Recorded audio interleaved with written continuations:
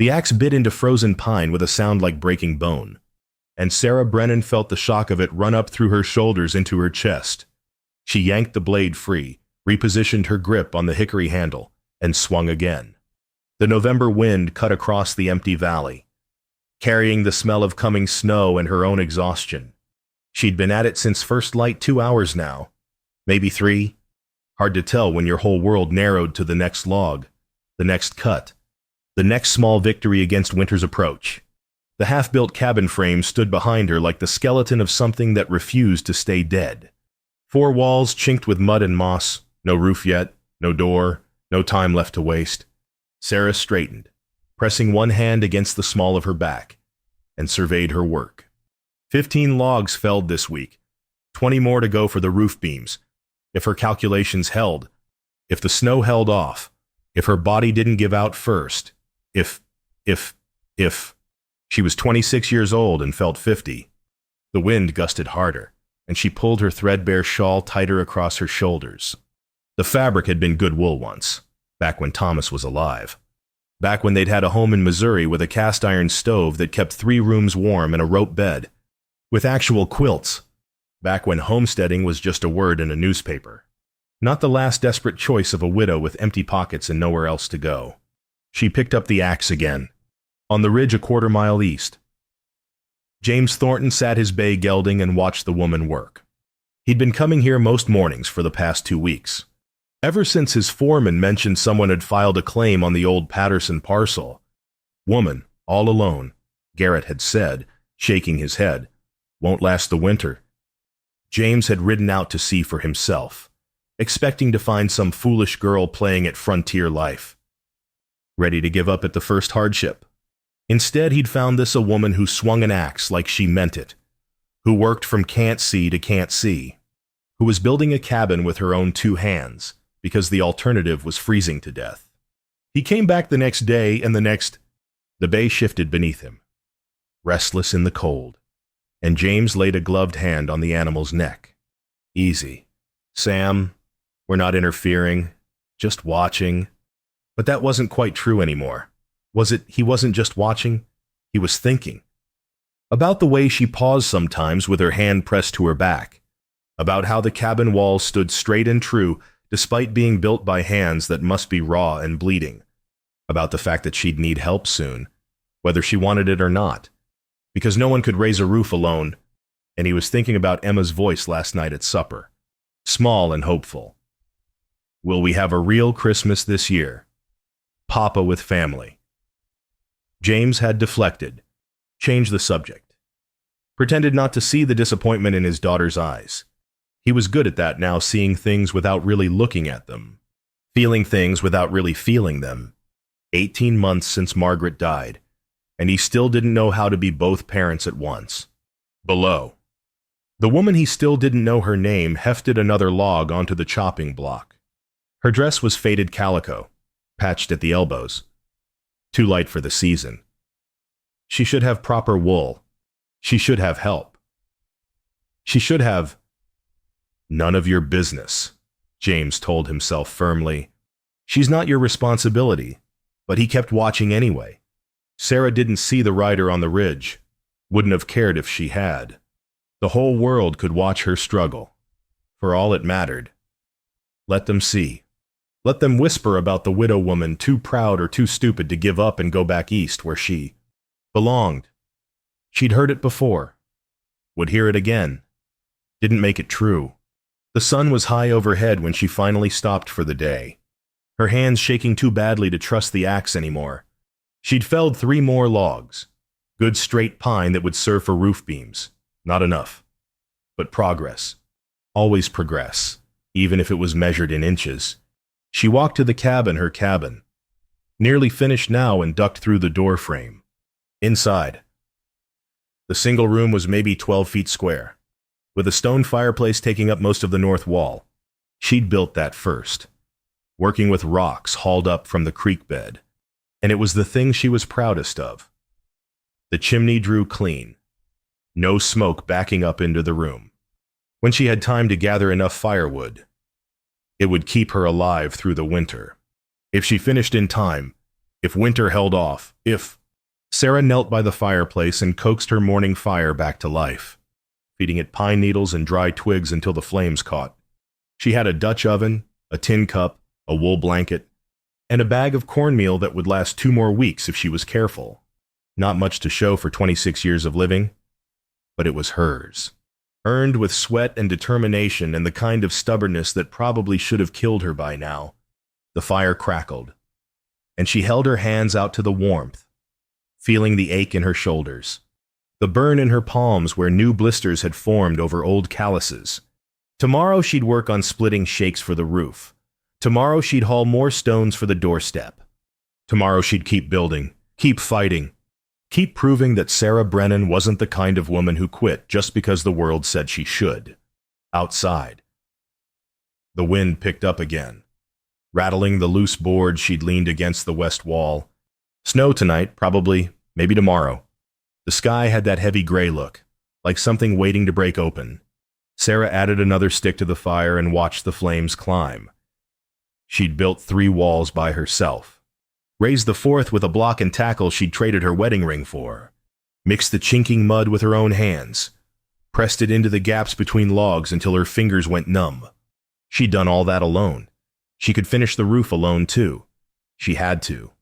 Because going back east meant admitting defeat, meant spending the rest of her life as someone's poor relation, pitied and useless, and she'd rather freeze to death in a half-built cabin than live that way.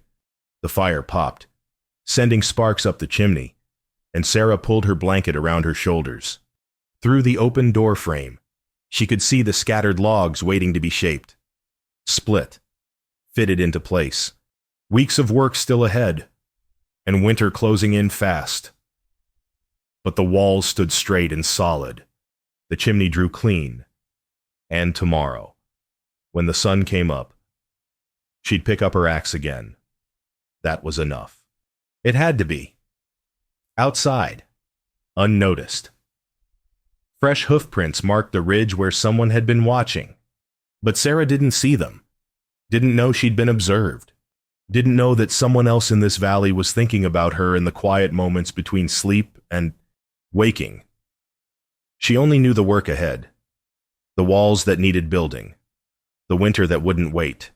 And for now, that was all she could afford to know. James Thornton's house had 12 rooms and felt empty in every one of them. He stood in the front parlor now, watching his children through the lace curtains as they played in the yard. Emma was showing Daniel how to braid grass stems, her small fingers patient with her brother's clumsy attempts. 8 years old and already trying to mother the boy. It wasn't right. But James didn't know how to fix it. Didn't know how to fix any of it. Mr. Thornton, his housekeeper, Mrs. Chen, appeared in the doorway. Wiping flour from her hands onto her apron, "Supper will be ready within the hour. Roast chicken and potatoes, like you asked." "Thank you, Mrs. Chen." She hesitated, and James knew what was coming before she spoke. The children were asking again about Christmas. "Miss Emma wants to know if they'll have a tree this year. And young Daniel keeps talking about Christmas pudding like his mama used to make." James turned from the window. "It's only November." "Yes, sir. But children look forward to these things, you know, especially after—" She trailed off, too tactful to finish the sentence. "Especially after losing their mother." "I'll think about it," James said, which was what he always said when he didn't want to think about something at all. Mrs. Chen nodded and withdrew, leaving him alone with the grandfather clock's steady tick and the weight of his own inadequacy. Margaret would have known what to do.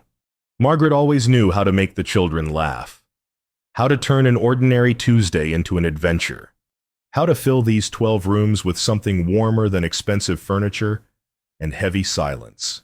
But Margaret was gone, and James was just a man who'd built a successful ranch by working harder than everyone else, which turned out to be useless preparation for raising 2 children alone.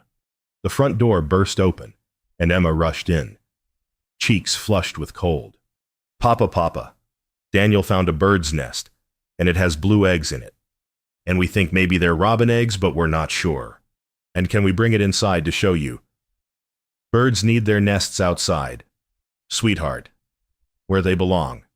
Emma's face fell. Oh, I suppose that's right. Daniel appeared behind his sister, grass stains on his knees and a smudge of dirt across one cheek. 6 years old and the spitting image of Margaret's same dark eyes, same quick smile. It hurt to look at him sometimes. Did you see the nest?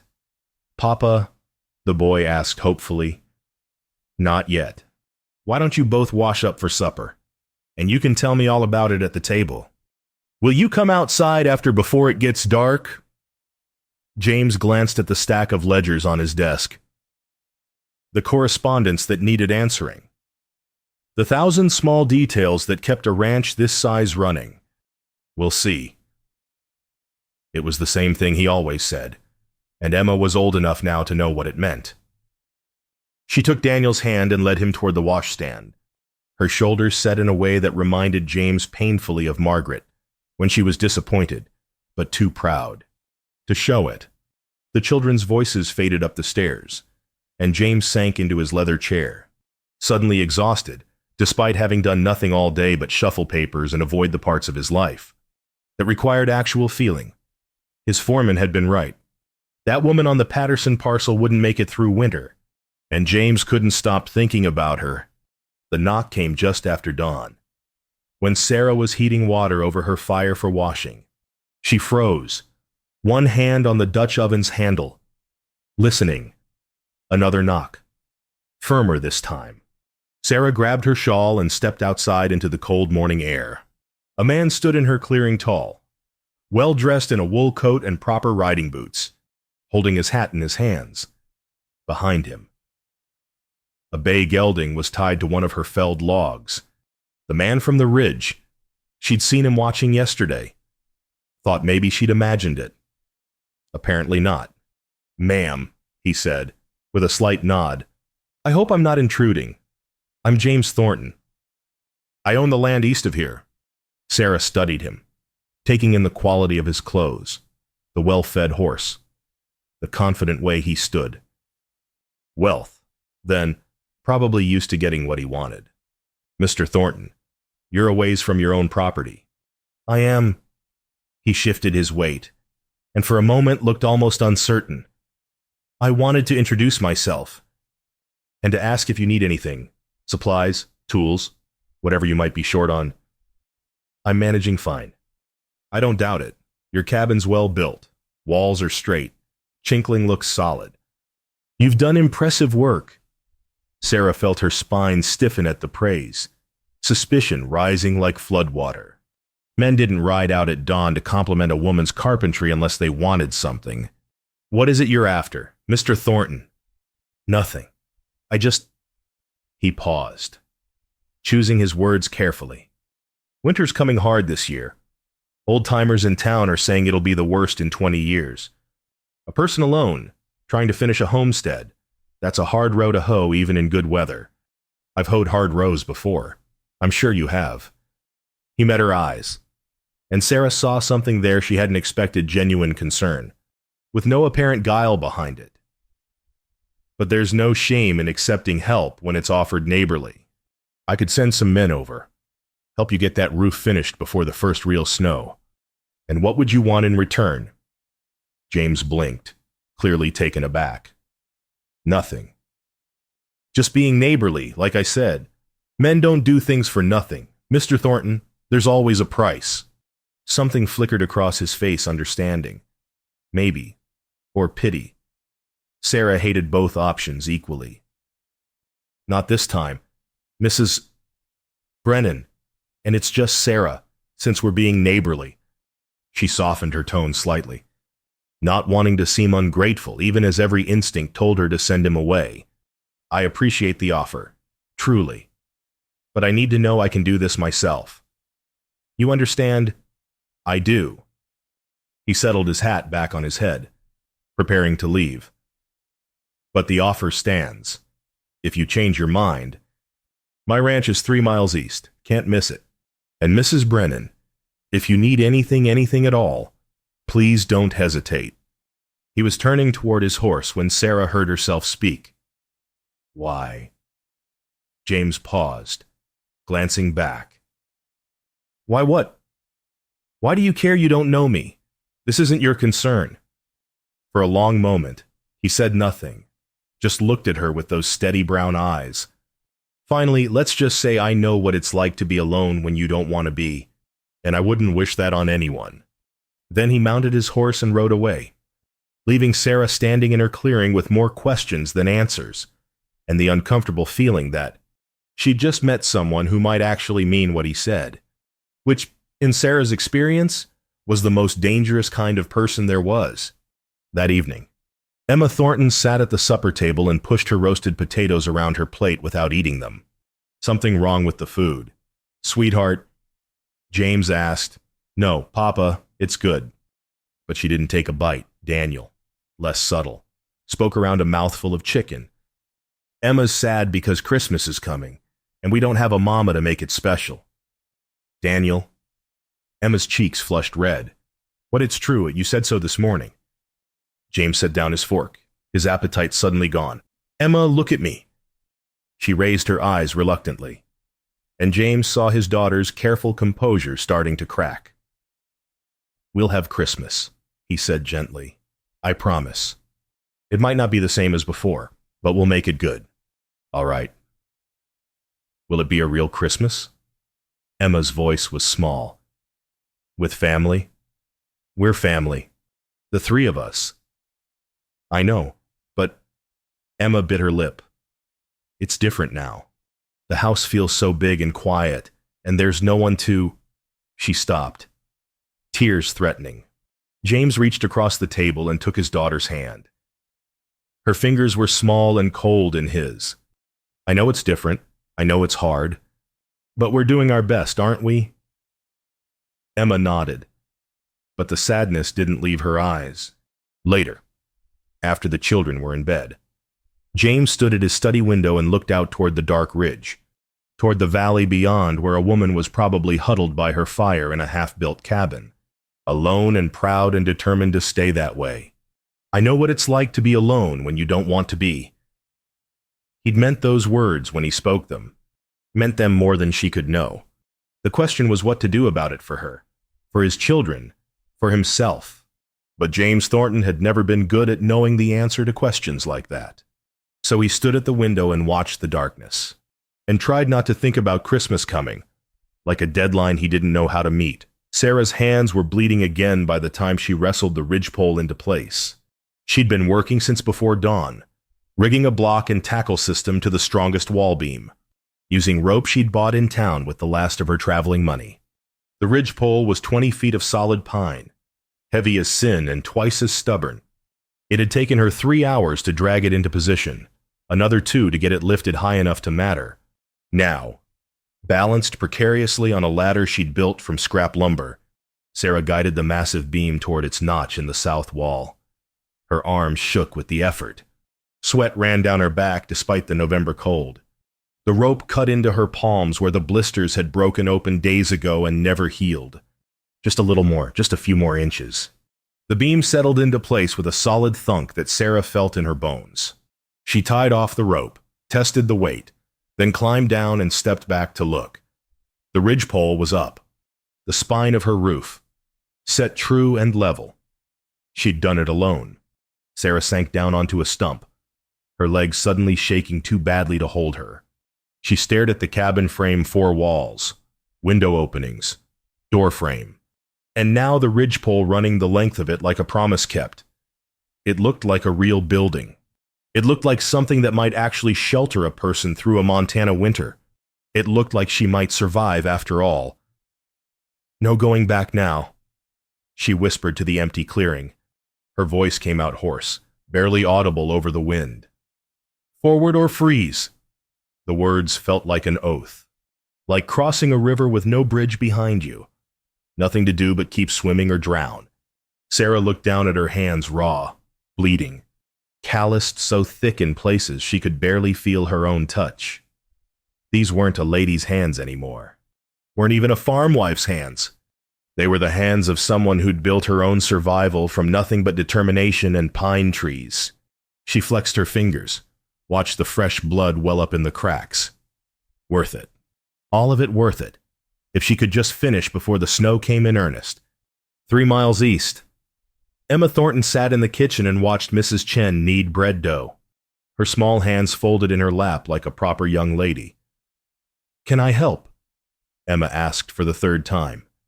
"Your papa wouldn't like you getting flour all over your good dress," Mrs. Chen replied, though her tone was gentle.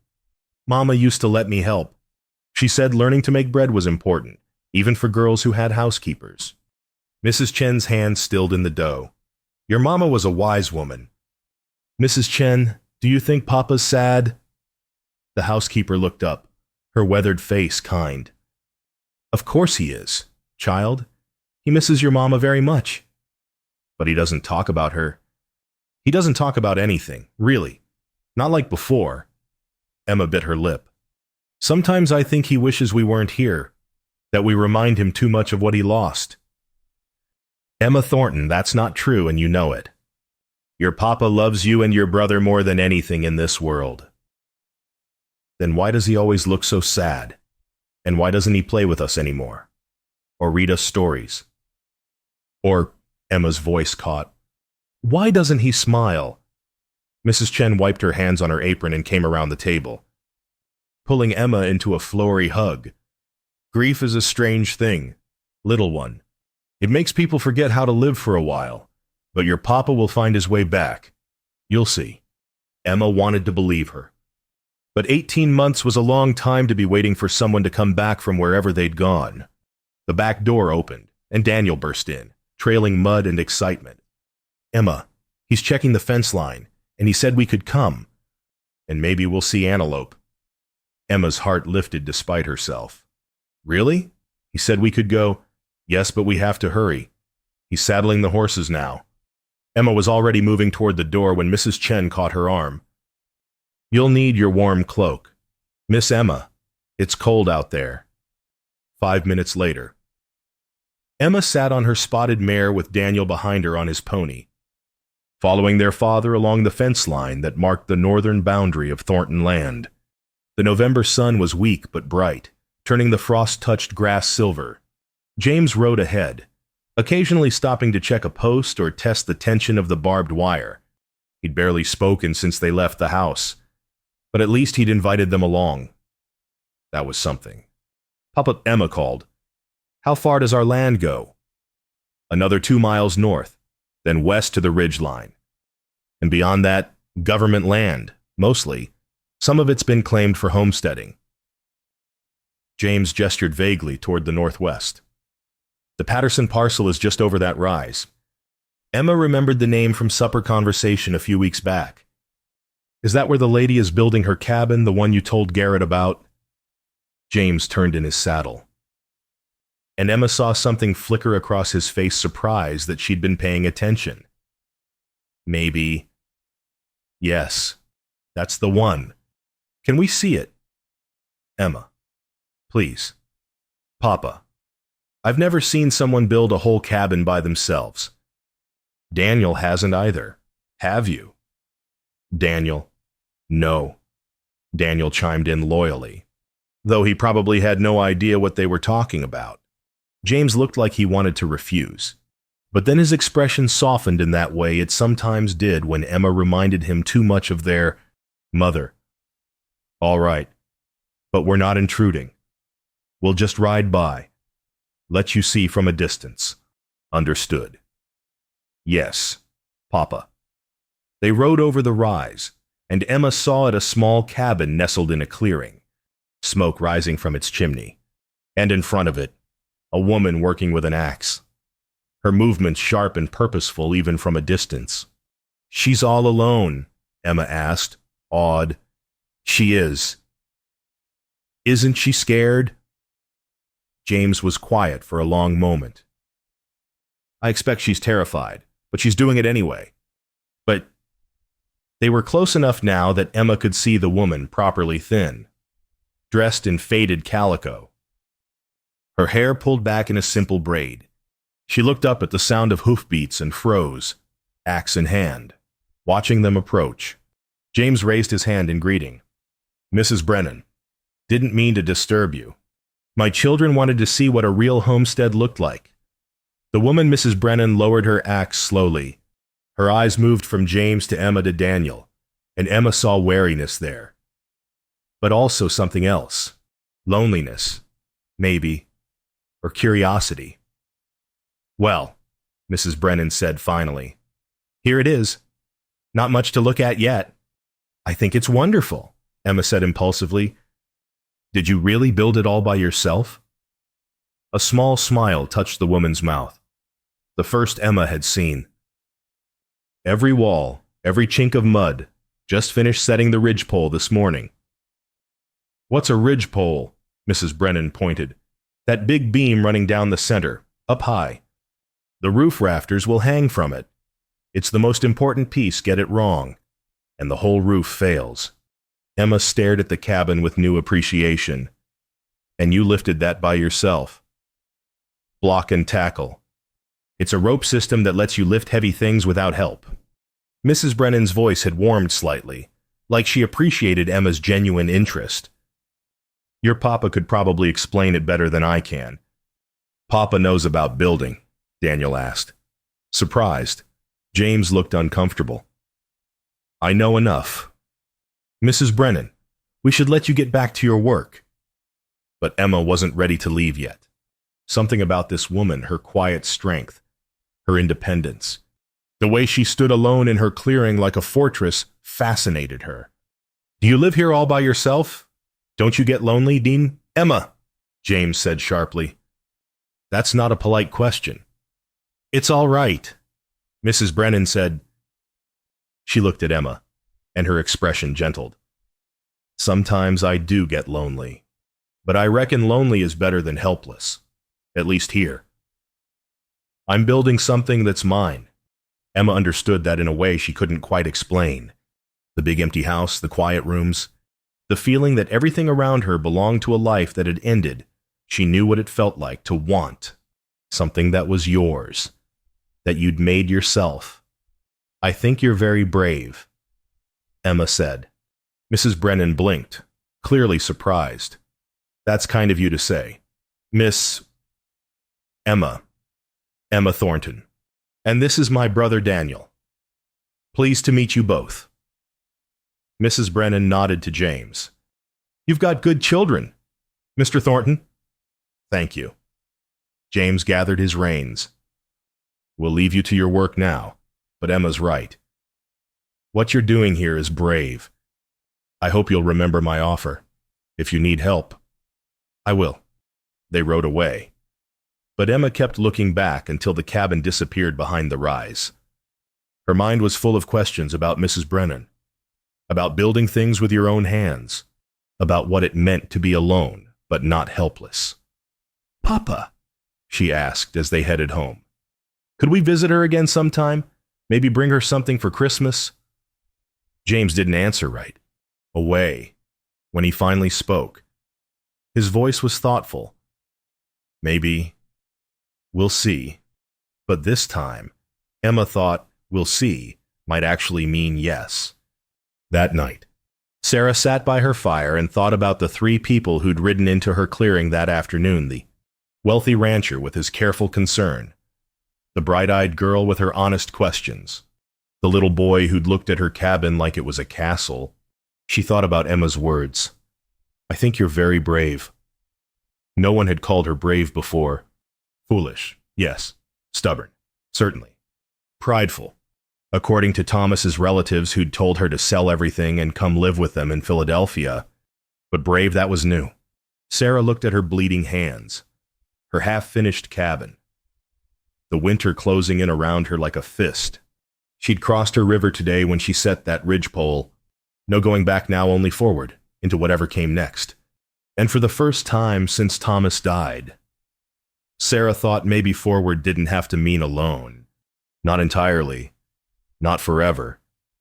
The fire crackled, and Sarah added another piece of pine.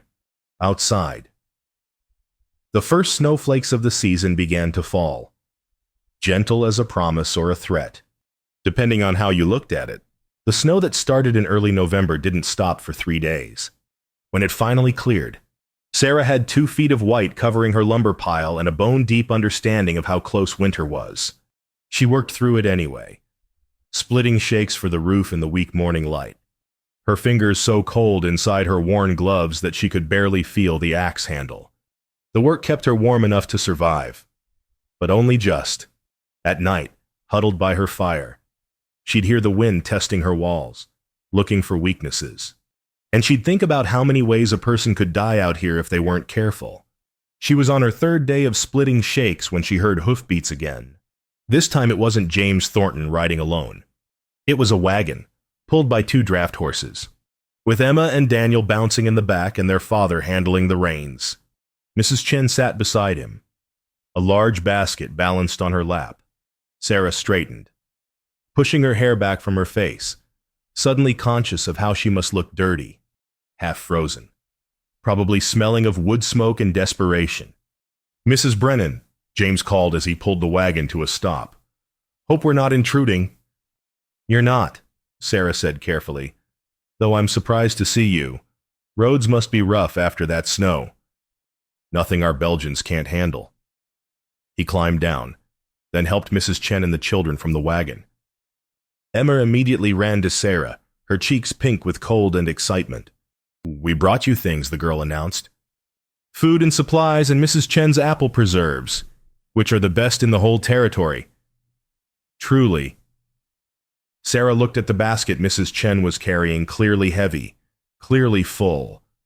Her pride warred with the reality that her cornmeal was almost gone, and she hadn't eaten protein in a week. "That's very kind, but I can't accept—" "You can and you will," Mrs. Chen said firmly, in the tone of a woman who'd raised children and wouldn't tolerate nonsense. "It's just neighborly.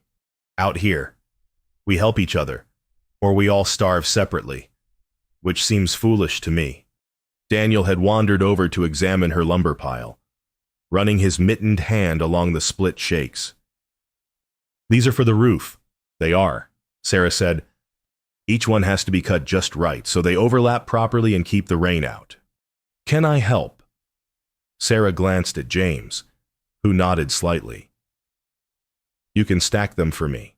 If you're careful, make sure the grain all runs the same direction. See how these are lined up." Daniel set to work with the intense concentration of a 6-year-old given an important task. Emma hovered near Sarah, clearly wanting to help but not sure how. "You could show me how to split them," Emma suggested hopefully. "Papa taught me to chop kindling, so I already know how to use an axe." "Emma," James said warningly. "It's all right," Sarah found herself saying.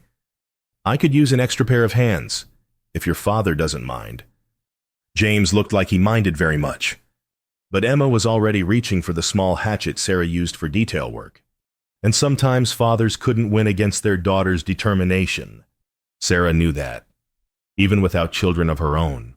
She spent the next hour teaching Emma how to split shakes, showing her the angle of the blade, the way to read the grain, the rhythm that made the work less exhausting. The girl was quick and careful, asking questions that showed she was actually thinking about the answers.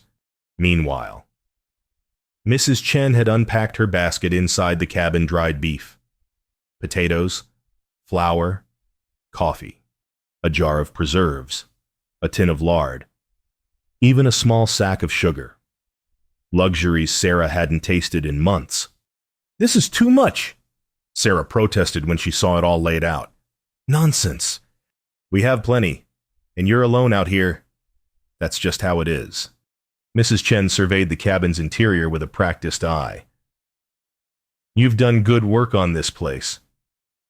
Walls are straight, chimney draws clean. You know what you're doing." "I'm learning as I go." "Best way to learn anything," Mrs. Chen patted Sarah's arm. "Now, I brought you some wool stockings too, don't argue. Your feet will freeze otherwise, and an extra blanket. Gets cold in these mountains, colder than most folks from back east expect." Sarah felt something tighten in her throat. Kindness, when you'd gone without it for months, could undo you faster than any hardship. "Thank you," she managed. "Truly. You're welcome. Now, I'm going to make us all some coffee, and you're going to sit down and drink it hot, because you look half frozen." James had been working while they talked, Sarah realized. He'd taken her saw and was cutting rafters from her lumber pile. Measuring and marking with the confidence of someone who'd done this before, the pile of finished rafters was growing steadily. "Mr. Thornton," Sarah called.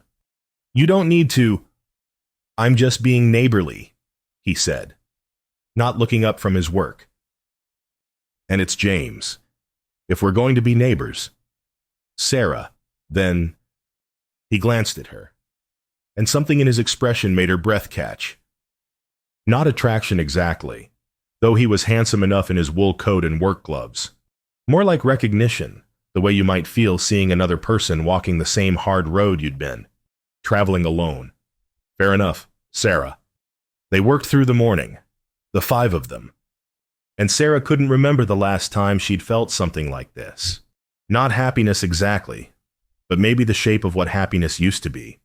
The companionship of shared work, the comfort of voices besides her own, the simple pleasure of hot coffee and Emma's questions and Daniel's serious concentration as he stacked.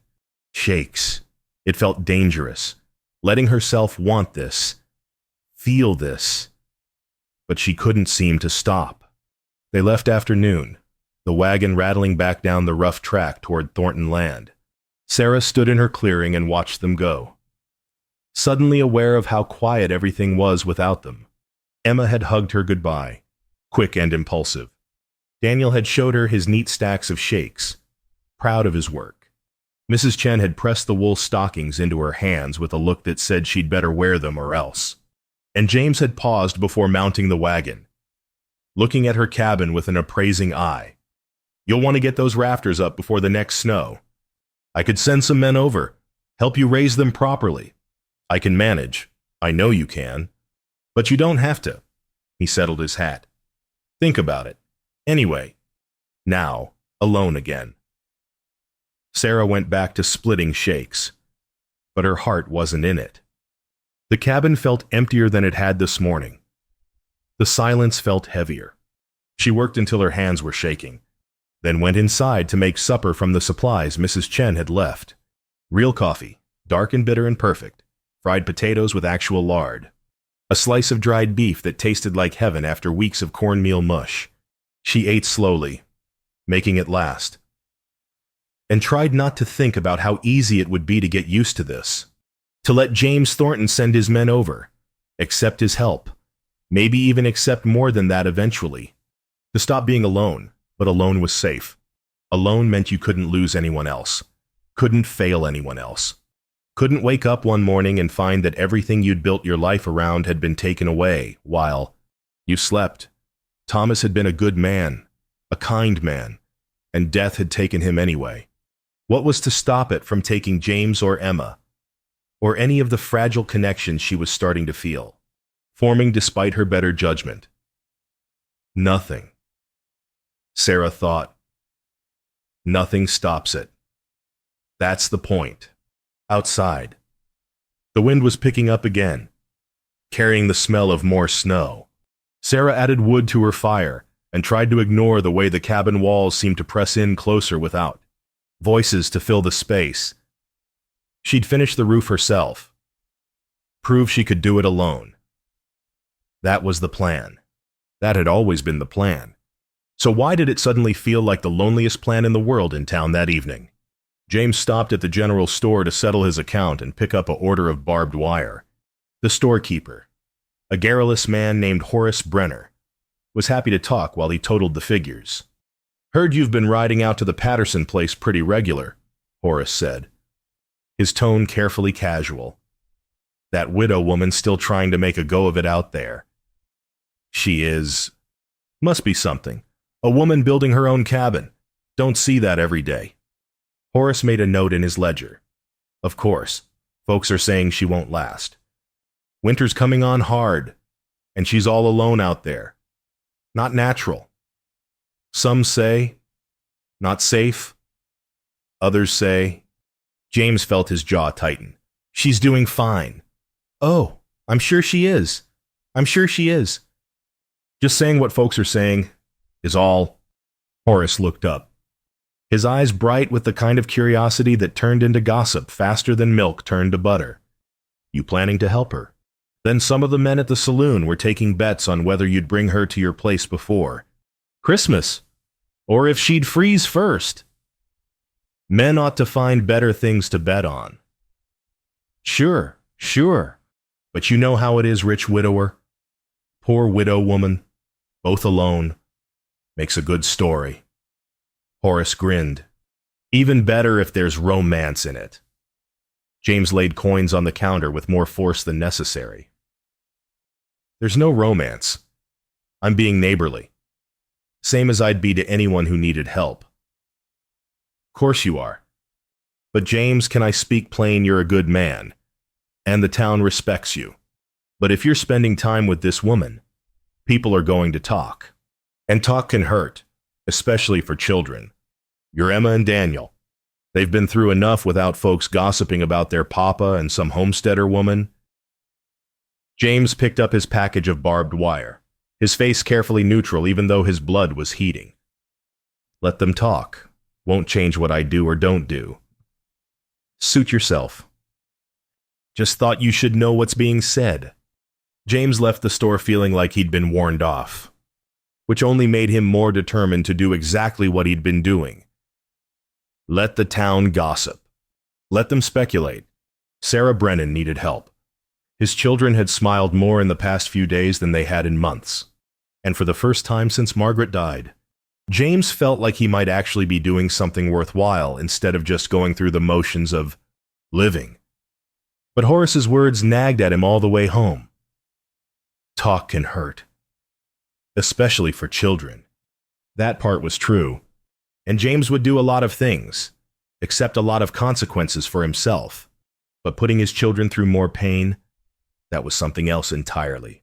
He pulled the wagon into the barn and sat there for a long moment, listening to the horses shift in their harnesses, wondering how you balanced doing the right thing with protecting the people you loved, wondering if maybe those two things were about to become impossible to do at the same time. The second snowfall came 4 days later, gentler than the first, but persistent. Sarah worked through it, raising rafters with a determination that bordered on stubbornness. She'd gotten 8 of them up by herself, using a system of ropes and leverage that would have made an engineer weep. But they were up and they were straight. She was wrestling with the 9th when she heard Emma's voice calling through the snow. Mrs. Brennan. Sarah turned to see Emma trudging through the drifts, her wool cloak dusted white, carrying something wrapped in cloth. Behind her, at a more cautious distance, came Daniel and James. What are you doing out here in this weather? Sarah called, climbing down from her precarious perch on the wall beam. Papa's checking the fence lines, and we asked if we could visit you.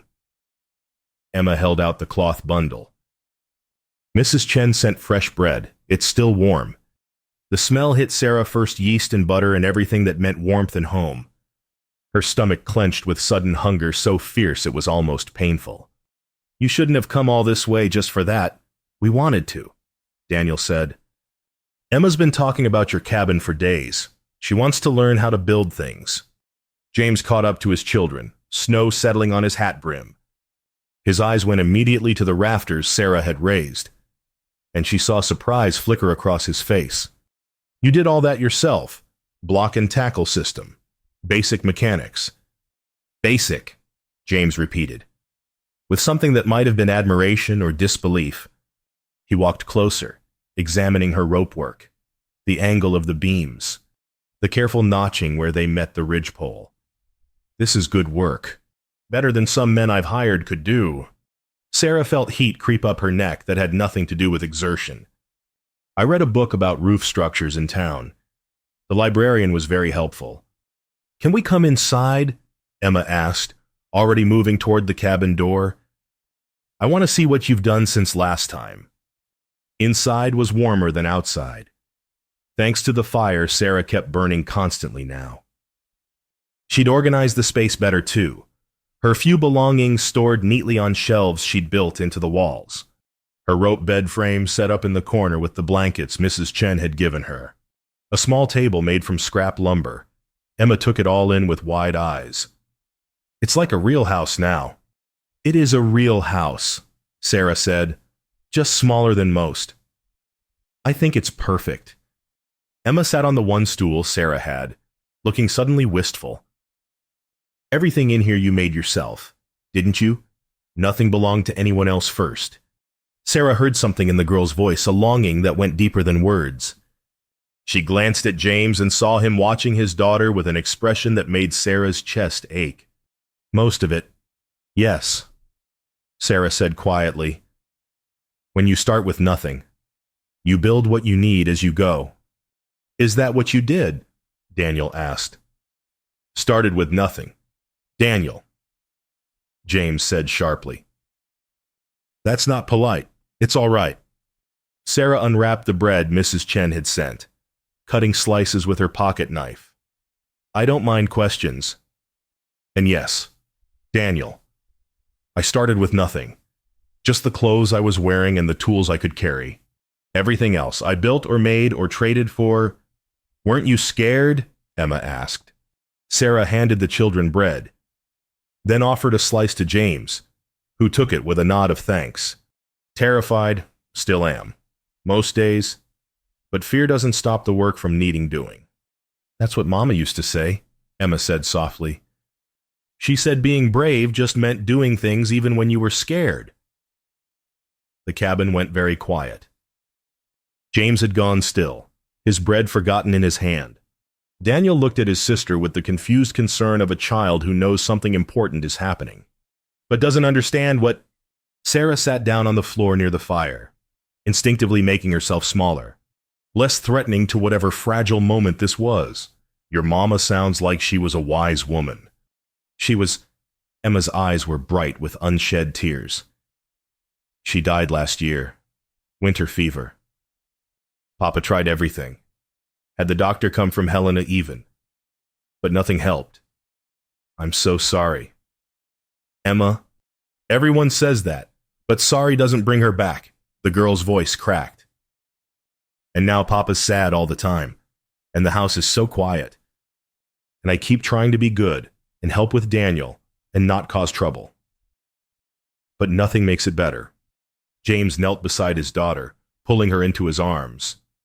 Emma, sweetheart, you don't have to be good all the time. You don't have to fix anything. But someone has to. Emma was crying now, 8 years of holding things together finally breaking open. Someone has to make things better, and you won't. So I have to. But I don't know how. Sarah felt tears prick her own eyes, watching this father and daughter finally say the things they'd both been carrying alone. Daniel had moved closer too, and James pulled him in, holding both his children while the fire crackled and the snow fell outside. I'm sorry, James said, his voice rough. I'm so sorry I made you feel like you had to carry this. You're 8 years old. You should be playing and learning and being a child, not trying to fix your father's grief. I miss her, Papa. I know, I miss her too. Every day. They held each other for a long moment, and Sarah looked away. Feeling like an intruder on something private and sacred, she busied herself with the fire, adding wood, adjusting the logs, giving them space. Finally, James spoke again, this time to Sarah. I apologize. We shouldn't have burdened you with our troubles. It's not a burden, Sarah said. She turned to face them. Saw all 3 Thorntons looking at her with red eyes and raw faces. And I understand more than you might think. I lost my husband 2 years ago. Scarlet fever. He was gone in 3 days. And suddenly I was alone with nothing but debts, and his relatives telling me to sell everything and come. Live as their charity case. Is that why you came west? Emma asked, wiping her eyes. It is. I couldn't bear the thought of being dependent on people who pitied me. So I took what little I could salvage, bought a train ticket, and came here to file a claim on land nobody else wanted. Sarah smiled faintly. Foolish. Probably. But it was mine. My choice. My risk. My chance to build something that couldn't be taken away. James was watching her with an intensity that made her skin feel too warm. That takes remarkable courage. Or remarkable stubbornness. I'm not always sure which. Maybe both. Maybe that's what courage is, being stubborn enough to keep going when everything says you should quit. Sarah met his eyes, and something passed between them, a recognition, an understanding. The invisible thread that connects people who've walked through similar darkness and come out changed, but not broken. Papa. Daniel's small voice broke the moment. Can we help Sarah with her roof before we have to go home? James blinked, seemed to come back to himself. I think we could do that. Sarah, if you'll let us. Sarah looked at the three of them, this wounded, healing family who'd walked through snow to bring her bread and ended up sharing something far more valuable. She thought about her pride, her determination to do everything alone, her fear of depending on anyone, and she thought about Emma's words, being brave just meant doing things even when you were scared. I'd be grateful for the help. Sarah said, truly. They worked together through the afternoon, the four of them. James showed Daniel how to hand up tools, taught Emma the proper angle for securing a rafter. Sarah worked alongside them, amazed at how much faster the work went with helping hands. By the time the light started fading, they'd raised 6 more rafters, nearly halfway done now. We should head back, James said reluctantly, looking at the darkening sky. Storm's coming in heavier. Emma hugged Sarah goodbye, holding on longer than necessary. Can we come back soon? I'd like that, Sarah found herself saying, and meaning it. James was the last to leave. He paused in the doorway, snow swirling around him. Sarah, thank you for what you said in there, for letting Emma talk, for understanding. We all need someone who understands, Sarah said quietly. Sometimes that's harder to find than shelter or food or any of the things we think we need. Yes. He looked like he wanted to say more, but the moment stretched too long, became awkward. Well, good night, then. Good night, James. She watched them ride away through the snow, 3 dark figures on horseback becoming shadows. Then nothing. The cabin felt emptier than before, but also warmer somehow, as if they'd left something of themselves behind, not just the raised rafters, but something less tangible. Hope. Maybe. Or the possibility of hope. Sarah closed the door and leaned against it, listening to the wind. For 2 years, she'd been so focused on surviving alone that she'd forgotten what it felt like to not be alone, to share burdens, share work, share the small moments that made up a life. It was terrifying, wanting that again. But as she'd told Emma, being brave just meant doing things even when you were scared. Sarah added wood to her fire and began making supper from Mrs. Chen's supplies. And for the first time since Thomas died, she let herself imagine a future that included more than just survival. It felt dangerous. It felt like the most dangerous thing she'd done yet, but she didn't stop imagining. The town of Bitterroot wasn't much a main street with a general store, a saloon, a church, a schoolhouse, and a handful of other buildings that served the scattered ranchers and homesteaders in the valley. Sarah avoided it when she could. But by early December, her supplies were running too low to ignore. She hitched a ride with a freighter heading into town, sitting beside him on the wagon bench wrapped in her threadbare cloak while he talked about the coming winter and the hard times and everything else that weighed on folks' minds when snow started piling up. The general store was warm after the cold ride, the pot-bellied stove in the corner radiating heat. Sarah waited while Horace Brenner finished with another customer, trying not to notice how people looked at her, the women with their careful expressions, the men with appraising eyes that made her skin crawl. Mrs. Brennan, Horace said when her turn came, his tone overly friendly. Good to see you. Surprised you're still out on that claim. Most folks figured you'd give up by now. Most folks figured wrong. Sarah laid her list on the counter. I need these items. I can pay in cash. Horace looked over the list. Nails, more rope, kerosene for her lamp, basic foodstuffs. His eyebrows rose. Still building? Are you heard James Thornton's been helping you out there? Sarah kept her voice level. Mr. Thornton has been neighborly, yes. That what we're calling it? The voice came from behind her, a woman's voice, sharp with something Sarah couldn't quite name. She turned to find 3 women standing near the fabric table, all dressed in good wool dresses with proper bonnets, town women, respectable women. The one who'd spoken was perhaps 40, with a pinched mouth and calculating eyes. Sarah recognized her from church, Mrs. Garrison, the banker's wife. "I'm not sure I understand your meaning, Mrs. Garrison," Sarah said carefully. "Don't you—" Mrs. Garrison moved closer, and the other women followed like a flock. "The whole town's talking about it. You. Alone out there. And James Thornton riding out to visit you. His children visiting you. It's not proper. We're neighbors. That's all. Neighbors." Mrs. Garrison's laugh was cold. A widower with 2 children and a single woman, meeting regularly. Alone. That's not neighboring. Mrs. Brennan, that's courting, whether you want to call it that or not.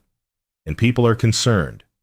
Concerned about what? Exactly about those children. For one thing, they lost their mother barely 18 months ago, and now their father's gallivanting around with a woman who's living like a man out in the wilderness. What kind of example is that? Sarah felt heat rise in her chest, but she kept her voice steady. "I'm not living like a man. I'm surviving the only way I know how. By throwing yourself at the first wealthy man who shows interest," another woman chimed in. "We've seen it before, Mrs. Brennan. Women come west thinking they can trap themselves a husband with land and money. But James Thornton is a respected member of this community. His children deserve better than some. That's enough." The new voice was male, firm, and Sarah turned to see Garrett, James's foreman, standing in the doorway. He was a weathered man in his 50s, with iron gray hair and a face that had seen hard years. "You ladies might want to think before you speak." Mrs. Garrison drew herself up. "This is none of your concern. Garrett, it is when you're slandering a woman who's done nothing wrong, but try to build herself a life." Garrett moved into the store, his boots heavy on the wooden floor. "Mrs. Brennan's been working that claim since September, building her own cabin, doing her own work, not asking anyone for charity. That takes more courage than most folks in this town have ever shown." "We're not questioning her courage," Mrs. Garrison said, though her tone suggested otherwise. "We're questioning her intentions toward James Thornton." "My intentions," Sarah said, her voice shaking now with anger she could no longer contain, "are to finish my cabin and survive the winter. Nothing more. If Mr. Thornton chooses to be neighborly, that's his decision and none of your concern. It becomes our concern when it affects those children. Emma and Daniel need stability, not some fortune-hunting woman trying to replace their mother." Sarah felt the words like a physical blow. Fortune-hunting. As if she'd orchestrated any of this.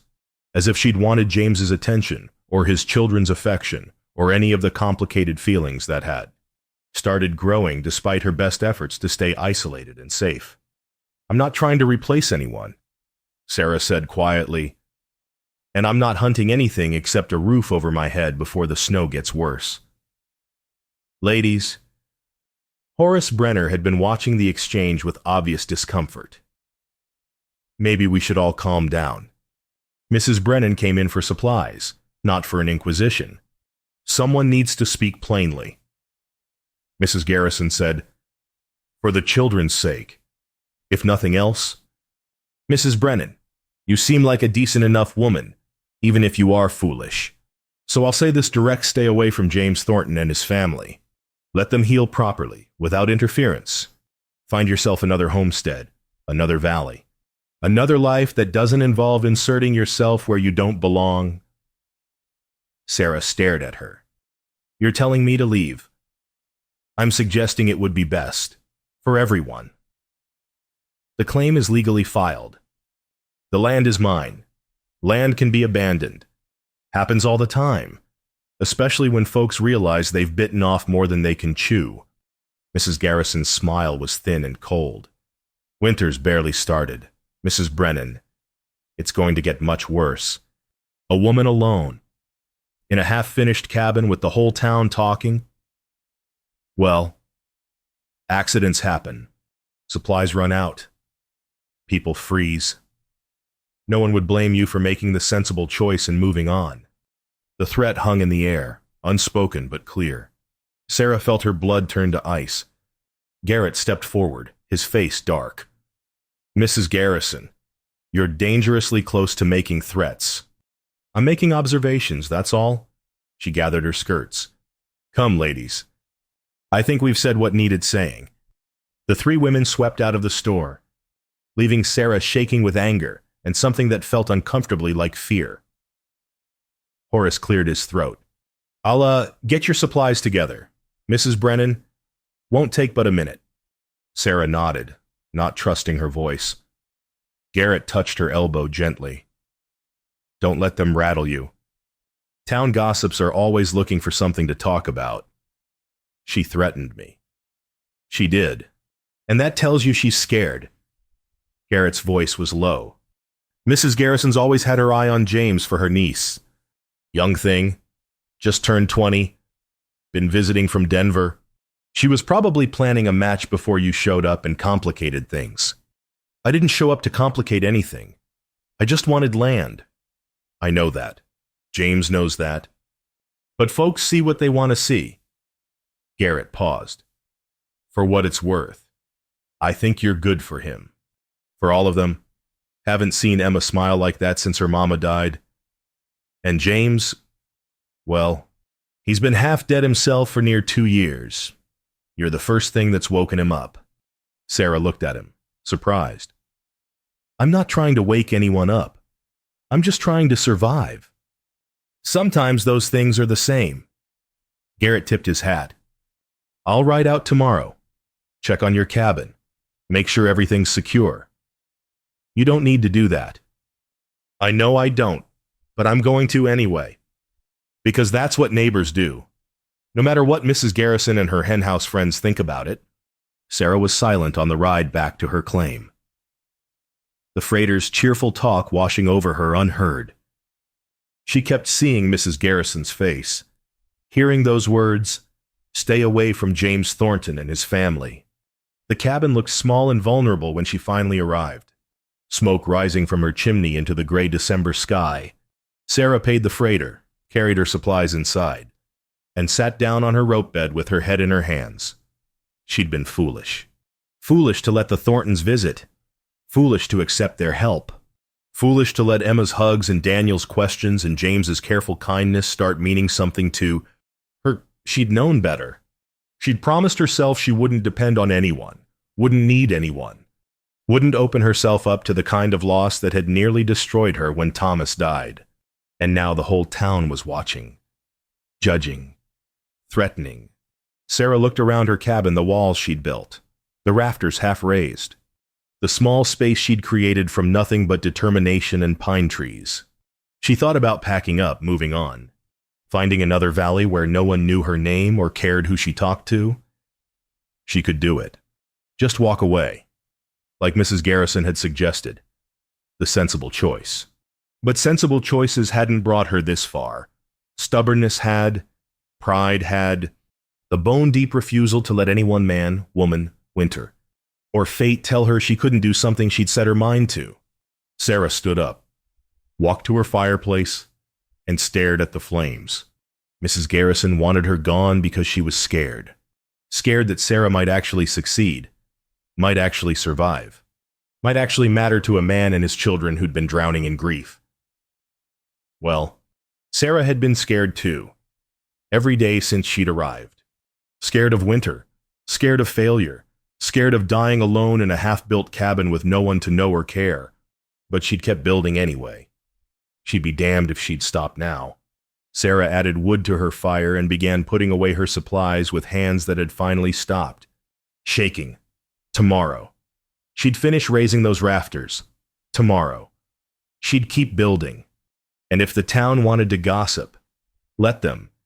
If Mrs. Garrison wanted to threaten, let her try. Sarah Brennan had survived worse than small-town spite. She'd survived this too. That evening, James received an unexpected visitor. He was in his study, reviewing the month's accounts, when Mrs. Chen knocked. Mr. Thornton, Mrs. Garrison is here to see you. Says it's important. James felt a prickle of unease.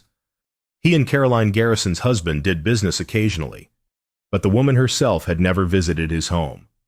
Show her in, please. Mrs. Garrison swept in with her usual air of self-importance, declining tea, declining a seat. Getting straight to her purpose. James, I'm here as a friend, to warn you. Warn me about what, this Mrs. Brennan situation. The whole town's talking about you and that homesteader woman. About your children visiting her. About you helping her build her cabin. It's not proper. James. And it's not healthy for Emma and Daniel. James set down his pen with deliberate care. My children are fine. Are they? They lost their mother barely a year ago. And now you're parading some strange woman in front of them, letting them get attached, letting them hope for something that can only end badly. Mrs. Garrison, with respect, my children and my choices are not your concern. They are when those choices affect the whole community. You're a prominent man. James, people look to you, for example. And right now, you're setting an example that says it's acceptable for widowers to take up with desperate women barely a year after their wives die. James felt his jaw tighten. Sarah Brennan is not desperate, and I haven't taken up with anyone. I've been neighborly to a woman who needed help. Nothing more. That's not how it looks. And appearances matter.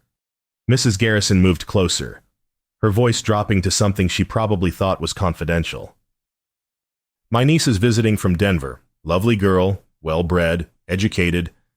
She'd make an excellent mother for your children and an excellent wife for you. Someone appropriate. Someone the town could respect. And there it was, the real reason for this visit. James stood up, his patience exhausted. Mrs. Garrison, I appreciate your concern, but I'm not interested in matchmaking. Not with your niece. Not with anyone. Because of that homesteader woman. Because I'm not ready. And when or if I am, I'll make my own choices without the town's input. Mrs. Garrison's eyes went cold. I see. Well, I hope you know what you're doing.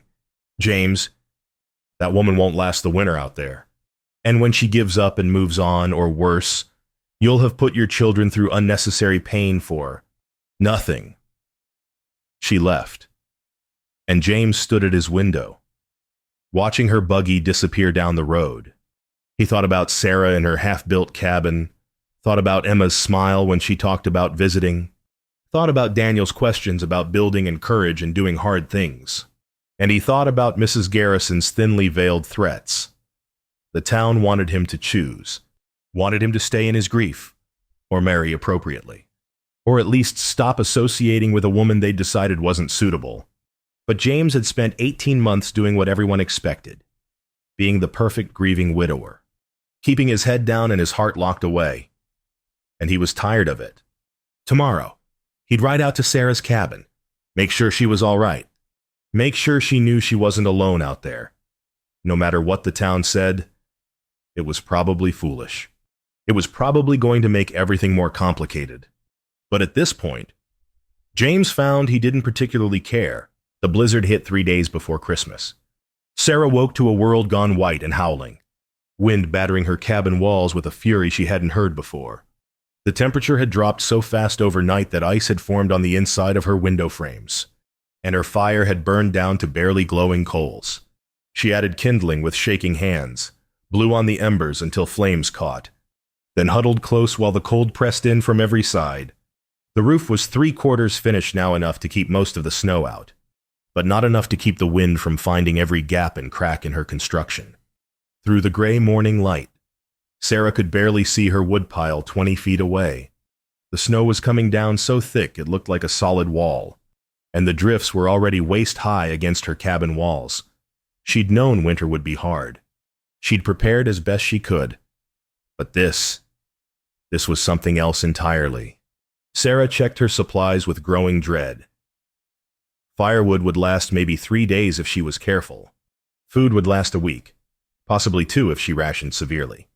The kerosene for her lamp was already running low, and if this storm lasted, if more came after it, if she got trapped out here unable to get to town, "You're going to die," a voice whispered in her head. "You're going to die alone in this cabin you built with your own stubborn pride. And no one will find you until spring."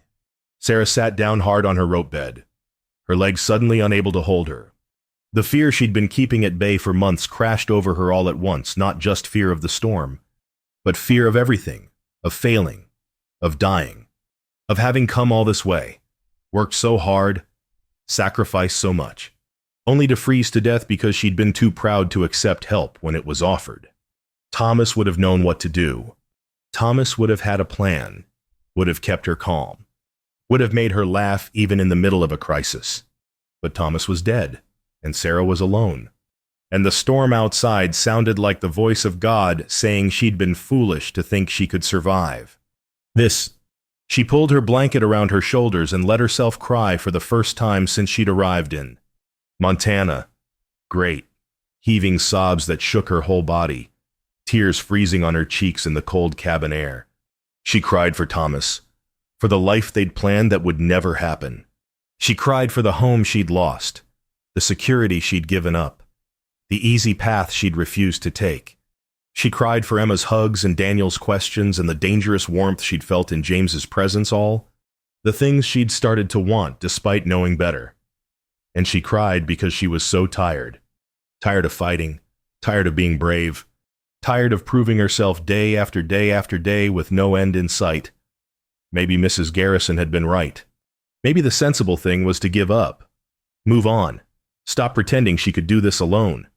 The fire crackled, and Sarah wiped her eyes, staring at the flames through blurred vision. What would Mama say if she could see you now? Her mother had been dead 10 years, but Sarah could still hear her voice clear as day.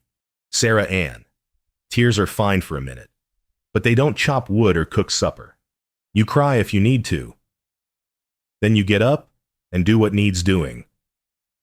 Sarah took a shuddering breath, then another. The storm wasn't going to stop because she was scared. The cold wasn't going to ease because she was tired, and sitting here crying wasn't going to keep her alive. She stood up, wiped her face on her sleeve, and assessed her situation with the coldest logic she could muster. Firewood first. She needed to bring more inside while she still could, before the drifts got so high she couldn't reach the pile. Then she'd secure the gaps in the roof as best she could, stuff rags in the cracks, do whatever it took to keep the wind from stealing her heat. And if the storm lasted too long, if her supplies ran out, if things got truly desperate, well, James had said his ranch was 3 miles east. She'd walk there if she had to. Pride wasn't worth dying for. Sarah pulled on every piece of clothing she owned, wrapped her shawl over it all, and opened the cabin door. The wind nearly knocked her down. 2 miles east.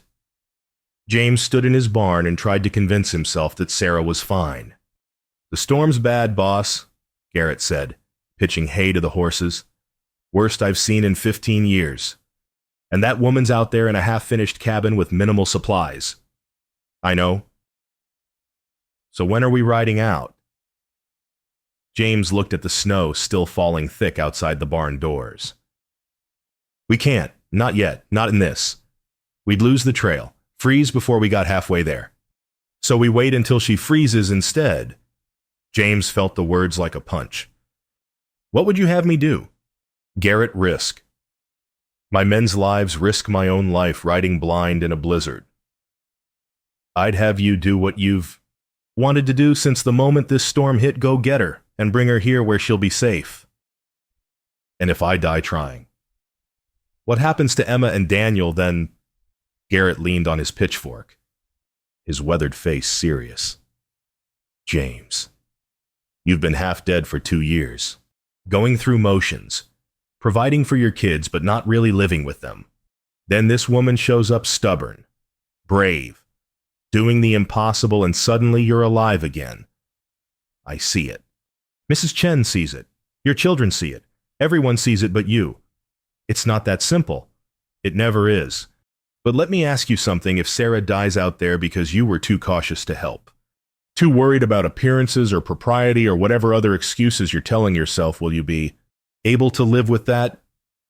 James didn't answer, couldn't answer, Because the truth was, he'd been thinking about Sarah every hour since the storm started, imagining her alone in that cabin, cold and scared and possibly running out of supplies, remembering the way she'd looked at him when she'd talked about her husband, the vulnerability she'd shown when she'd finally let his children help her, the strength it took to build a life from nothing but determination. She was the bravest person he'd ever met, and she was possibly dying right now while he stood here doing nothing. "The storm's supposed to break by morning," James said quietly. "The moment it clears enough to see, we ride, full provisions, extra horses, however many men it takes. We bring her back here, and I don't care what the town says about it." Garrett nodded. "Good. That's good." He paused. "For what it's worth, boss, I think Margaret would approve. She always said you needed someone as stubborn as you are to keep you honest." James felt his throat tighten. "Don't. Just saying. Your late wife was a good woman, and she'd want you happy. She'd want those kids happy. And I think maybe that woman out there could help with that. If you'd let her..." Sarah made 6 trips to her woodpile before the drifts got too deep to continue safely. Her hands were numb, her face raw from the wind, her lungs burning from breathing air so cold it felt like knives. But she had enough wood now, maybe 4 days' worth if she was very careful. She'd stuffed rags in every gap she could find in the roof, weighted them down with rocks, done everything she could think of to keep the heat in.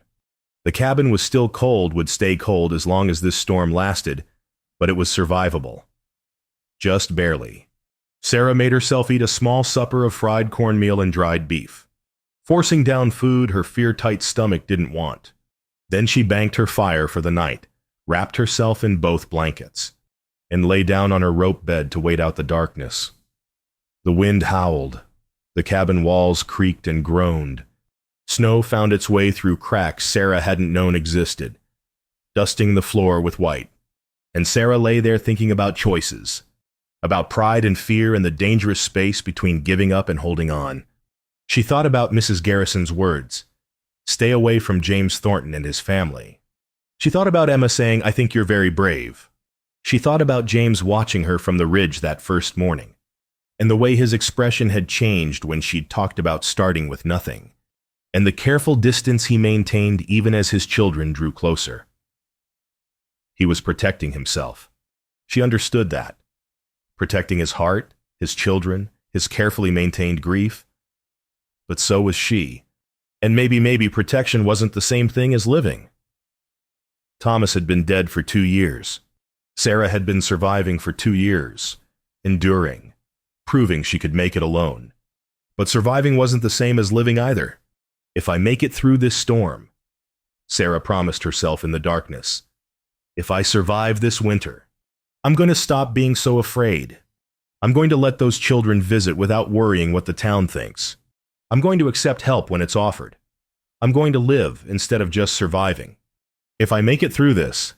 The wind screamed, and Sarah closed her eyes and prayed to a God she wasn't sure was listening that she'd get the chance to keep that promise. Morning came gray and still. Sarah woke to silence so complete it felt like the world had ended. She pushed herself up from her bed, every muscle aching with cold, and looked out her window. The storm had passed, the snow had stopped, and the world outside was buried under 3 feet of white that glittered in the weak morning sun like broken glass. Sarah added precious wood to her coals, nursed the fire back to life, and assessed her situation. She'd made it through the worst night, but she was running low on everything: wood, food, kerosene. And if another storm came before she could get to town. The sound of horses cut through the morning air. Sarah's heart jumped. She went to her door, opened it, and saw them 5 riders coming through the deep snow, led by James Thornton on his bay gelding. Garrett was there, and 3 ranch hands, all bundled against the cold and leading pack horses loaded with supplies. James saw her standing in the doorway, and his whole body seemed to sag with relief. He dismounted before his horse had fully stopped, wading through the drifts toward her cabin. "Sarah, thank God. You came," Sarah said stupidly. "Of course I came. Did you think I'd leave you out here? He was close enough now that she could see the fear that was only now, leaving his eyes, the sleepless night written on his face. Are you all right? Do you have enough wood food? I'm fine. I have enough for a few more days. A few more days isn't good enough. We're bringing you back to the ranch. Sarah stiffened. James, I can't. The town already thinks I don't care what the town thinks. His voice was fierce, brooking no argument. Another storm like that and you could die out here. I won't allow it. I won't. He stopped, took a breath. Sarah, please, come back with us, just until the worst of winter passes. We have plenty of room. The children will be thrilled. And you won't have to worry about freezing or starving or any of the 100 other ways this place could kill you. What about Mrs. Garrison? What about the gossip? Let them gossip. Let them think whatever they want to think. I'm not losing you to pride or propriety or any other damn fool reason. He met her eyes, and Sarah saw something there that made her breath catch. Emma was right. You are brave. The bravest person I know. But bravery doesn't mean dying alone when you don't have to. It means accepting help when you need it. It means letting people care about you. Sarah felt tears threaten again, but this time they weren't from despair. James, you don't have to decide anything else. You don't have to promise anything or commit to anything. Just come survive the winter somewhere safe, please. Sarah looked at her cabin, her walls, her roof, her fireplace. Everything she'd built to prove she could do it alone. Then she looked at James, standing in the snow with fear and hope warring on his face, and she thought about the promise she'd made to herself in the dark. Stop being so afraid. Start living instead of just surviving. All right, Sarah said quietly. I'll come. James's smile was like sunrise. Thank you. They packed her essentials clothes, tools, a few precious belongings. Garrett and the ranch hands made sure her cabin was secured, that her fire was properly banked, that everything would be waiting when she returned. And then Sarah climbed up behind James on his horse, wrapped her arms around his waist, and let herself be carried away from the life she'd been building alone, towards something else, something that felt terrifyingly like hope. The Thornton ranch house was warm in ways Sarah had almost forgotten existed, not just the heat from the cast, iron stoves in every room, but the warmth of voices, laughter, life being lived instead of merely endured. Emma had burst into tears of joy when they'd arrived, hugging Sarah so tightly it hurt. Daniel had insisted on showing her every room, every corner, chattering about Christmas and snow forts and all the things they could do now that she was here. Mrs. Chen had taken one look at Sarah's frozen, exhausted face and immediately started making tea and soup, muttering in Cantonese about stubborn women in Montana winters. James had given Sarah the guest room at the end of the upstairs hall, a proper room with a real bed, quilts that smelled of lavender, and a window that looked out over the valley toward where her cabin sat buried in snow. That first night, Sarah had lain in that soft bed and cried again, but this time from relief so profound it felt like a physical weight lifting from her chest. She'd survived. She was safe. She wasn't alone.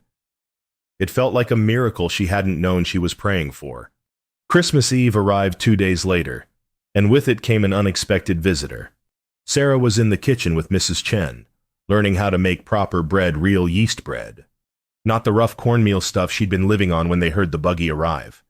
Through the window, she saw Mrs. Garrison climbing down, accompanied by 2 other women Sarah recognized from town. Her stomach dropped. Trouble, Mrs. Chen said flatly. Seeing Sarah's expression, that woman is always trouble. James met them at the door. Sarah stayed in the kitchen, but she could hear every word through the open doorway. James, Mrs. Garrison said, her voice sharp with disapproval. We heard you brought that homesteader woman here, to your home, where your children live. Sarah is my guest, James said evenly. She needed shelter during the storms, and I provided it, as any neighbor would. Any neighbor would have arranged accommodation in town, not in your private home, where appearances matter. The whole town is talking. James, about you and this woman, about what kind of example you're setting for your children, about what your poor Margaret would think. Don't. James's voice went cold. Don't you dare speak for my late wife. Someone needs to speak sense. You're making a spectacle of yourself over a woman who's clearly manipulated her way into your household. Sarah stepped into the doorway. She'd heard enough. Mrs. Garrison, I didn't manipulate anything. Mr. Thornton offered me shelter during a dangerous storm. That's all. Mrs. Garrison turned to her, eyes glittering with satisfaction at having drawn her out. Is it because it seems to me you've been working toward this since you arrived? Building your pathetic little cabin where you knew James would see it. Pretending to be independent while making sure he felt obligated to help. Working your way into his children's affections. That's not true. Isn't it you're a widow with nothing, and he's a wealthy rancher with children who need a mother? It's a tale as old as time, Mrs. Brennan, and we're not going to stand by and watch you trap a good man who's too grief-stricken to see clearly. Emma appeared at the top of the stairs, Daniel behind her. You're wrong, the girl said, her voice shaking but firm. Sarah's not trying to trap anyone. She's our friend. Emma, go back to your room. James said, No, Papa, I won't. Emma came down the stairs, her small face set with determination that reminded Sarah painfully of James. Sarah's brave and kind, and she makes you smile again. She makes all of us happy. Why is that bad? Because happiness built on deception never lasts, child, Mrs. Garrison said, her tone softening falsely. Your father deserves someone appropriate, someone the community can respect, not some desperate woman playing on his sympathies. Sarah felt the words like physical blows, but before she could respond, James stepped forward, placing himself between Mrs. Garrison and his daughter. Get out, he said quietly. Mrs. Garrison blinked. Excuse me, get out of my house now. James, we're trying to help. No, you're not. You're trying to control who I associate with, who my children care about, how I live my life, and I'm done tolerating it. James's voice was still quiet, but there was steel in it now. You want to know what Margaret would think? She'd think I'd wasted 18 months being half alive. She'd think I'd failed our children by withdrawing from them instead of holding them closer. And she'd think Sarah Brennan, who built a cabin with her own hands, who survived things that would have broken most people, who showed more courage in 4 months than this entire town has shown in years. She'd think Sarah was exactly the kind of person worth knowing. You're making a mistake, Mrs. Garrison said, her face flushed with anger. Maybe, but it's my mistake to make. My life, my children, my choice. James moved to the door, opened it. Merry Christmas, Mrs. Garrison. Don't come back unless you're invited. The three women left in a flurry of offended dignity and muttered predictions of ruin. James closed the door behind them and leaned against it, his shoulders sagging. Emma ran to him, throwing her arms around his waist. Papa, you were wonderful. Was I? James looked over at Sarah, and she saw uncertainty in his eyes. I'm sorry. I shouldn't have lost my temper. You didn't lose anything, Sarah said quietly. You just finally said what needed saying. Daniel tugged at James's sleeve. Papa, does this mean Sarah can stay for Christmas? James looked at Sarah, a question in his eyes. I hope so, if she wants to. Sarah opened her mouth to answer, but before she could, there was another knock at the door. This time it was Garrett, stamping snow from his boots, his face grim. Boss, you need to hear this. There's talk in town. Mrs. Garrison's been spreading it around that Sarah abandoned her claim, that the cabin's empty and ripe for taking. Some of the rougher element are talking about riding out there, seeing what they can salvage from the place. Sarah felt her blood turn cold. My cabin might just be talk, Garrett said. But you know how it is. Some folks see an empty homestead as fair game, especially if they think the claimant's given up. She hasn't given up, James said firmly. The claim is still valid, still registered. Anyone who touches that cabin is stealing. You try explaining that to men who think a woman's property is up for grabs the minute she's not there to defend it. Garrett looked at Sarah. I'm sorry, ma'am, but you might want to get back out there. At least show your face. Make it clear you haven't abandoned the place. In this weather, Mrs. Chen appeared from the kitchen, horrified. She'll freeze. I'll go with her, James said immediately. We'll ride out tomorrow. Make sure everything's secure. Let anyone watching know the claim is still active. Tomorrow's Christmas, Emma said, her voice small. James knelt down to his daughter's level. I know, sweetheart. But sometimes we have to do the right thing even when the timing isn't perfect. Sarah's worked too hard on that cabin to lose it to thieves and gossips. Emma looked at Sarah, then back at her father. Can we all go as a family? Emma, it's too cold for children. We want to help. Daniel had joined his sister, both of them looking at James with matching expressions of determination. Sarah helped us be happy again. We should help her. Sarah felt her throat tighten. You've already helped me more than you know. Then let us help more, Emma insisted. Please, Papa. James looked at Sarah, silently asking permission. She nodded, not trusting her voice. All right, James said. We all go tomorrow morning, early. We'll make it an adventure. Christmas morning dawned clear and brutally cold. They set out just after sunrise. James, Sarah, Emma, Daniel, Garrett, and 2 ranch hands, all bundled in wool and furs, leading pack horses loaded with supplies. The ride to Sarah's cabin took 2 hours through deep snow. Emma and Daniel rode together on a gentle mare, their excitement about the adventure gradually fading into cold silence. But neither complained. When they finally reached the clearing, Sarah's heart sank. Her cabin door was hanging open. Smoke no longer rose from the chimney, and there were tracks everywhere, boot prints, horse prints, the clear signs of multiple people having been here recently. James dismounted and went inside first, his hand on the revolver at his hip. When he emerged, his face was dark. They took your tools, your Dutch oven, most of your supplies, even some of the blankets. Sarah pushed past him into the cabin. It had been ransacked, shelves torn down, her carefully organized belongings scattered and looted. The rope bed frame was broken. Someone had even tried to pry loose the stones from her fireplace. She stood in the wreckage of everything she'd built and felt rage unlike anything she'd known since Thomas died. No, she said quietly. No, they don't get to do this. Sarah. No. She turned to James, and he must have seen something in her face because he stopped. I built this.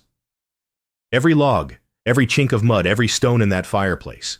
I built it when everyone said I couldn't. When the whole town was waiting for me to fail. And I'm not letting some thieves and gossips take it from me. What do you want to do? Sarah looked at the cabin, at the damage, at the work that would need to be redone. Then she looked at Emma and Daniel, standing in the doorway with wide eyes, seeing what cruelty looked like when people decided someone didn't deserve what they'd earned. I want to fix it, Sarah said.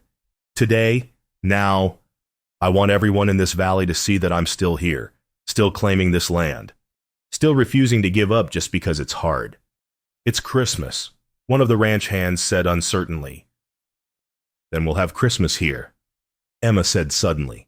She looked at her father. Papa, we can do that. Can't we help Sarah fix her cabin? And then have Christmas here together? James looked at his daughter, then at Sarah, then at the broken cabin that somehow still stood despite everything. Yes, he said. Yes, we can do that. They worked through the day, all of them. Garrett rode back to the ranch for more supplies. The ranch hands repaired the door, rehung it properly. James and Sarah worked together to fix the bed frame, their hands touching accidentally. Constantly. Neither pulling away. Mrs. Chen arrived at noon with a wagon full of food, took one look at the situation, and declared she was making Christmas dinner. In this godforsaken cabin if it kills me. Emma and Daniel swept up the mess, organized what was left.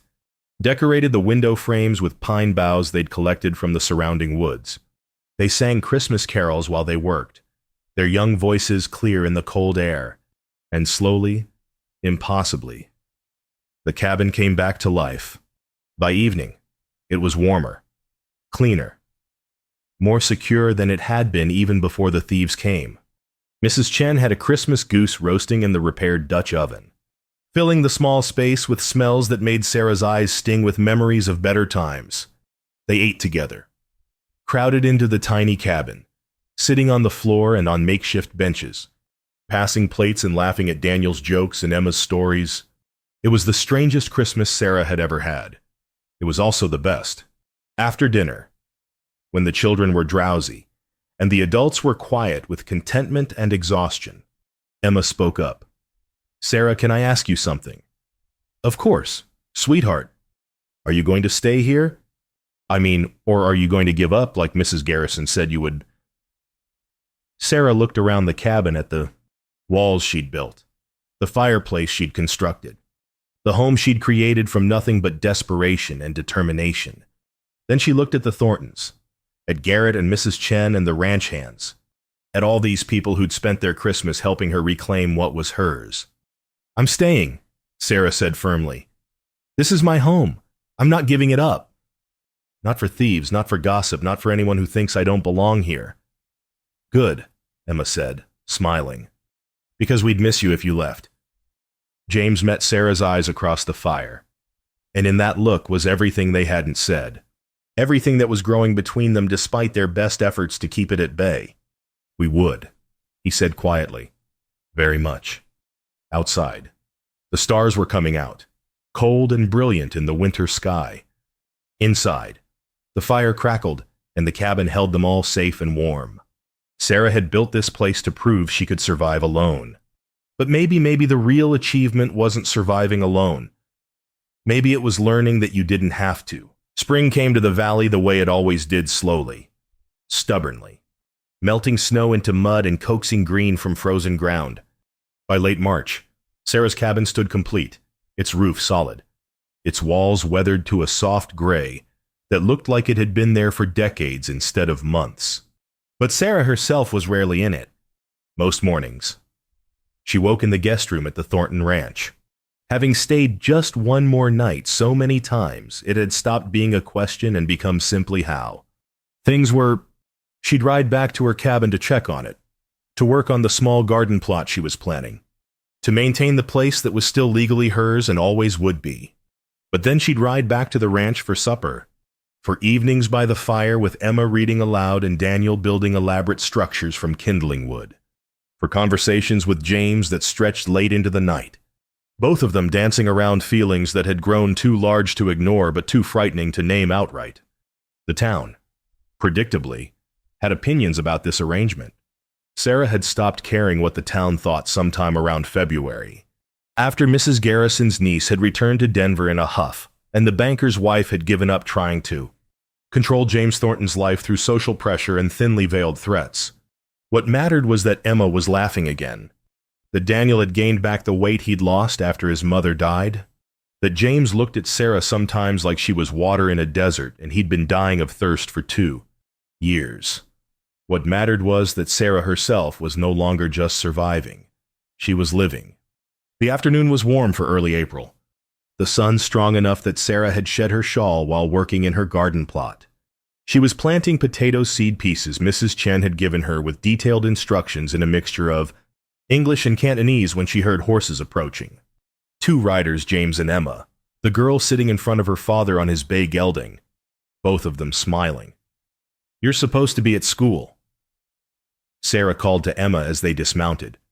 "Papa took me out early. He said we had important business." Emma ran over, her calico dress mud-splattered and her braids coming loose. In the past months, she'd stopped trying so hard to be perfect, had started acting like the 8-year-old child she was.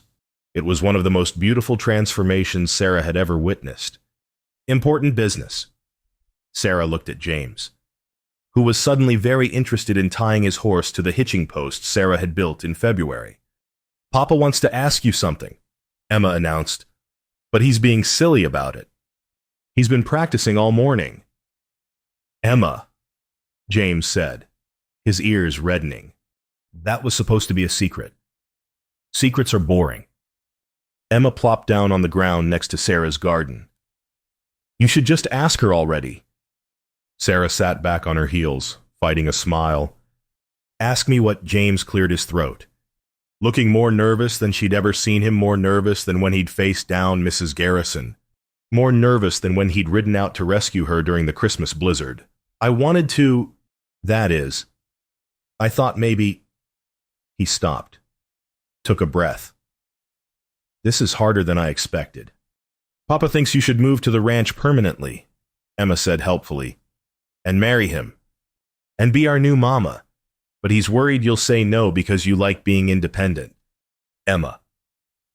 James looked mortified. Sarah's heart was suddenly beating so hard she could hear it in her ears. "Is that what you think, James?" He met her eyes, and all the nervousness fell away, replaced by something steady and sure, and terrifyingly honest. "Yes, that's what I think. What I hope. What I've been wanting to ask for weeks but couldn't figure out how. And what about what I want? That's what I'm asking." James moved closer, knelt down beside her in the dirt, heedless of his good trousers. "Sarah, you built this cabin to prove you could survive alone. And you did. You proved it to everyone, including yourself. But I'm hoping maybe you're ready to stop proving things and start living them. With us. With me." Sarah looked at her cabin, solid, complete, testament to everything she'd survived and overcome. Then she looked at James, at Emma watching hopefully, at the life they were offering her. "I have a question first," she said. "Anything. If I say yes, does this cabin stay mine, my name on the claim, my land, my place to come when I need to be alone?" James smiled. "Absolutely. I wouldn't ask you to give up what you built. I'm just asking you to build more. With us. And I can still plant my garden, still work with my hands. I'm not going to become some rancher's wife who sits in parlors and does needlework." "God, no," James said fervently. "I've seen your needlework. It's terrible." Sarah laughed, surprised into it. "It is pretty terrible. So marry me anyway. Teach Emma how to build things. Teach Daniel about courage. Teach me how to live again instead of just going through motions." His voice softened. "Please, Sarah, I'm not asking you to stop being who you are. I'm asking you to be who you are with us. As a family." Emma was practically vibrating with anticipation. "Say yes. Say yes. Say yes," she whispered. Sarah looked at this man who'd watched her from a distance, then drawn closer, then stayed when she'd needed someone to stay. She thought about Margaret, who she'd never met but who she felt she knew through her children and her husband's grief and the legacy of love she'd left behind. "She'd want you happy," Garrett had said months ago. Margaret would want her children happy too, and James, and maybe even Sarah herself. "Yes," Sarah said quietly. "Yes, I'll marry you." Emma shrieked and launched herself at Sarah, nearly knocking her over into the potato plot. Daniel's voice came from somewhere near the cabin he'd apparently been hiding, listening, shouting. She said yes. And James just smiled. That slow, warm smile that transformed his whole face. And pulled Sarah into his arms like she was something precious he'd been afraid to break. "Thank you," he whispered against her hair. "Thank you for being brave enough to let us in. Thank you for being stubborn enough to keep trying, Sarah whispered back. They held each other while Emma danced around them, and Daniel ran to tell his horse the good news, and the spring sun warmed the valley that had almost killed Sarah, but instead had given her everything she'd lost, and more besides. The wedding was small, held in June when the wildflowers covered the meadow near Sarah's cabin, in colors so bright they looked painted. The minister from town officiated, stammering slightly because Mrs. Chen had made it very clear what would happen to him if he showed anything. But respect for this union. Mrs. Chen herself stood as Sarah's witness, wearing her best silk jacket and crying openly. Garrett stood for James, gruff and proud and determined not to show how much this meant to him. Emma and Daniel scattered wildflowers ahead of Sarah as she walked to meet James, both children beaming like they'd personally orchestrated this match, which, in some ways, they had. Most of the town came, even Mrs. Garrison, though she left right after the ceremony and didn't speak to anyone. Sarah wore a simple dress of cream-colored muslin that Mrs. Chen had helped her sew. Nothing fancy but clean and well-fitted and entirely hers. No borrowed dress, no charity, just something she'd made with her own hands. James wore his good suit and looked at her like she was the most beautiful thing he'd ever seen. When the minister pronounced them married, James kissed her gently, carefully, like she might disappear if he held too tight. Sarah kissed him back and thought about all the roads she'd walked to get here, the grief and loss, the desperate choices. The cabin built log by log when everyone said she'd fail. She'd come to Montana to prove she could survive alone. Instead, she'd learned something better, that surviving alone was possible, but living together was better. That evening, after the wedding supper and the toasts and the dancing, Sarah stood outside her cabin one last time before they all returned to her ranch now. Hers and James's together. The merger of two lives and two properties and two wounded hearts that had somehow found each other. Emma came to stand beside her, slipping her small hand into Sarah's. "Are you sad leaving your cabin?" "A little," Sarah admitted. "I worked hard on it." "But you're not really leaving. Papa said we could come here for picnics, and you could still have your garden. And maybe I could learn to build my own cabin someday." Sarah smiled down at the girl, her daughter now, in all the ways that mattered. "You could. I'll teach you." "Will you teach me other things too? Like Mama taught me before she died?" "What kinds of things?" "How to be brave. How to keep going when things are hard. How to build a life even when you start with nothing." Emma looked up at Sarah with Margaret's dark eyes. "That's what you did, right?" Sarah knelt down, bringing herself to Emma's level. "That's what I tried to do. But Emma, here's what I learned. You don't have to start with nothing. And you don't have to do it alone. That's not weakness. That's wisdom." "Is that why you married Papa?" "I married your Papa because I love him. Because I love you and Daniel. Because you all made me want to stop just surviving and start actually living."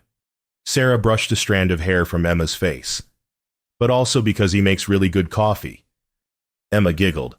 "That's a silly reason to get married." "Maybe, but after months of drinking my own terrible coffee, it seemed pretty important." They walked back together to where James waited with Daniel and the horses. The summer evening soft and golden around them. Sarah looked back once at her cabin, small and sturdy and proud, standing alone in its clearing like a monument to stubbornness and courage and all the ways a person could rebuild themselves when everything else was taken away. Then she mounted her horse and rode toward the ranch, toward home, with her new family around her. Behind them, the cabin stood in the fading light, its chimney cold, but its walls solid, waiting for the next time Sarah needed to remember who she was and what she'd survived. But for now, for tonight, for all the nights stretching ahead, she didn't need reminding. She was Sarah Thornton now, wife, mother, woman who'd built her own survival and then had the courage to build something more. The cabin would always be there, proof of what she could do alone. But the ranch ahead, full of voices and laughter, and James's hand reaching for hers, that was proof of what she could build with others. And Sarah had finally learned that both kinds of building mattered. Both kinds made her whole. The sun set over the valley, painting the sky in shades of gold and rose. And Sarah rode toward home, flanked by her family, no longer alone, never alone again.